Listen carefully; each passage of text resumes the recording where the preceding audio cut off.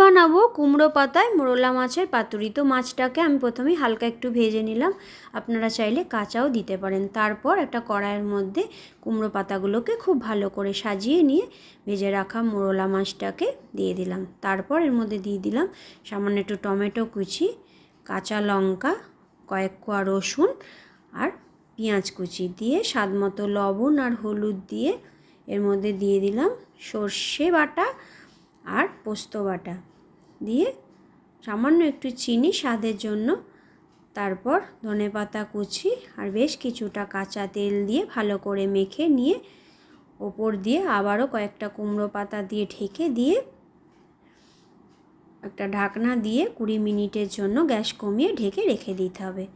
তারপর 20 মিনিট বাদে ঢাকনা সরিয়ে নামিয়ে নিলেই তৈরি আমাদের কুমড়ো পাতায় মোরলা মাছের পাতুরি।